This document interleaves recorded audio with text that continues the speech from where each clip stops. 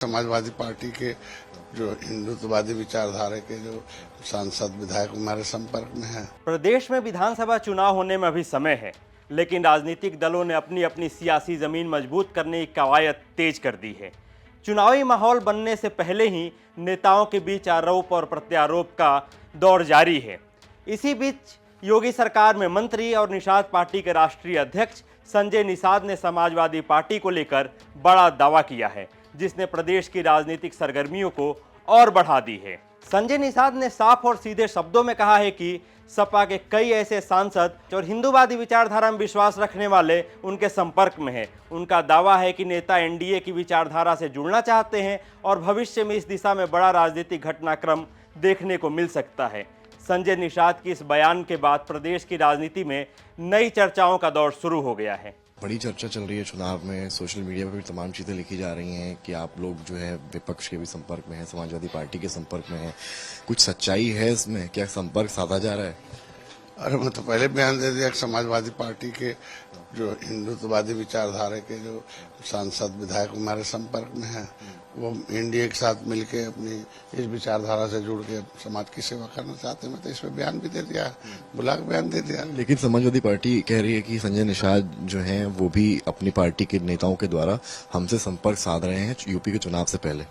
नहीं, आज के दिन में उनका बयान हो सकता है, लेकिन हमने जो बताया कि उनके लोग हमारे संपर्क में, मैंने पहले बता दिया कि जितने भी हिंदुत्ववादी सोच के जितने भी सांसद विधायक हैं, उनके लोग हमारे संपर्क में हैं कि कम से हम सरकार के साथ रह के मिलकर काम करना चाहते हैं। आपकी तरफ से संपर्क नहीं किया? तरफ से कोई नहीं। हम लोगों के सामाजिक मुद्दे हल करने के लिए केंद्र और राज्य की सरकार की आवश्यकता है और दूर दूर तक विपक्ष के पास अभी केंद्र और राज्य में सरकार आने की कोई संभावना नहीं। तो ये कोई पहला मौका नहीं है जब उत्तर प्रदेश की सियासत में ऐसी अटकलों ने जोर पकड़ा हो। इससे पहले भी निषाद पार्टी के प्रमुख संजय निषाद कई बार ये दावा कर चुके हैं कि समाजवादी पार्टी के नेता उनके संपर्क में हैं।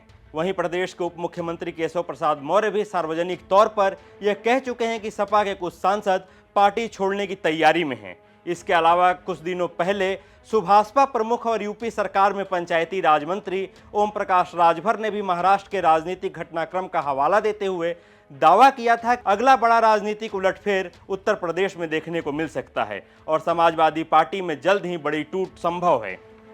हालांकि समाजवादी पार्टी ने इन सभी दावों को पूरी तरह से खारिज किया है और पार्टी का कहना है कि यह सब महज राजनीतिक प्रोपेगेंडा है और विपक्षी दल सपा की छवि को नुकसान पहुंचाने के उद्देश्य से इस तरह की अफवाहें फैला रहे हैं।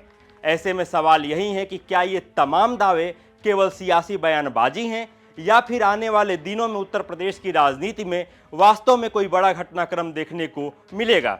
इसका जवाब फिलहाल वक्त के गर्भगृह में है, लेकिन इतना तय है कि इन दावों और पलटवारों ने प्रदेश की सियासी तापमान को एक बार फिर से बढ़ा दिया है। ये खबर देख रहे थे आप वेंकटेश के साथ। ऐसी ही खबरों के लिए देखते रहिए यूपी तक। शुक्रिया।